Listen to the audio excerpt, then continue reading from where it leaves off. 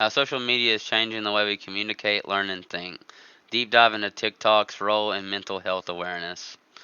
Hey everybody, who doesn't have a phone practical goods at their hand nowadays? We're skipping the trends and talking about something way more serious.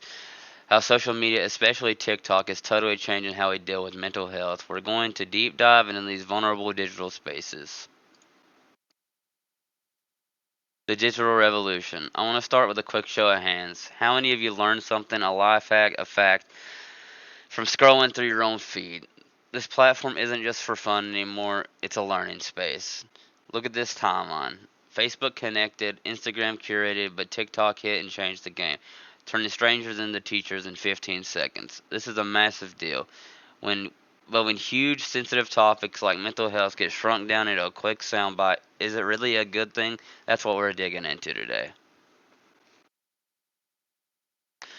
Breaking the stigma. Let's zoom in on our artifact, the viral mental health campaign. These aren't fancy PSAs, they're raw personal videos, just young people talking about their anxiety or ADHD. The magic here is total vulnerability. When you see someone who looks just like you struggling, it smashes that stigma wall. It makes conversation feel real. As one person said, I felt so alone until I saw TikTok, and it made me realize I'm not crazy. Community versus oversimplification. Let's be real. The research says this app is totally a double edged sword. On one side, the benefits are huge: instant shared vulnerability and total accessibility. You don't need an appointment to find a TikTok. But you gotta talk about the risk. We're simplifying super complex disorders into quick 60-second videos. Can you really cover serious trauma in 60 seconds? This leads to self diagnosis and spread of misinformation. So here's the real question: should we trust an algorithm that just wants clicks to handle something as delicate as our mental health?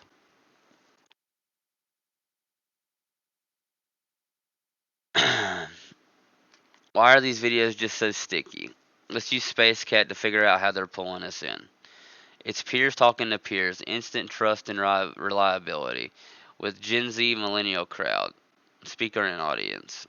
Purpose and context. Their goal is simple: destigmatize and normalize mental health talk, especially after the isolation we felt during the pandemic. Choices and appeals.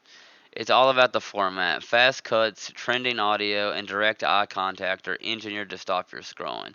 The core appeal is pure emotion. Pathos, it's super empathetic and feels straight up real.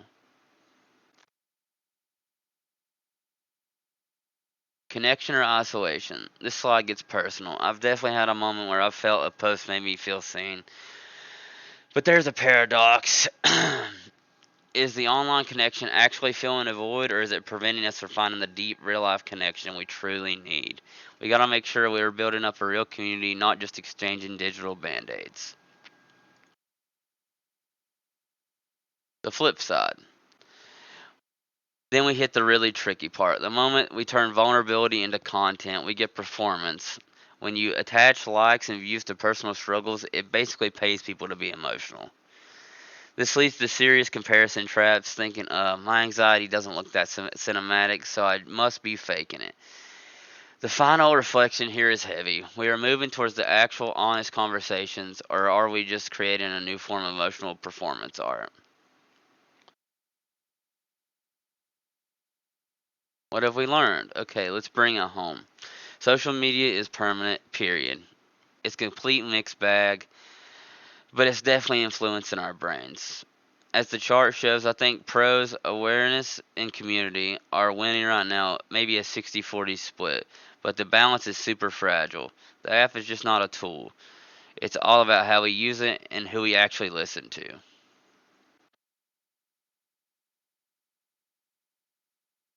Alright, guys, final thought here. I challenge you guys to think beyond the scroll. Next time you see some powerful content, pause, ask yourself, am I actually doing something meaningful here, or am I just tapping and scrolling past? I want to leave you with this idea. Let's use social media to build, not tear down. We have the power to shape the feed. I'd love to open this up for discussion now. Do you think social media ultimately helps or harms mental health awareness?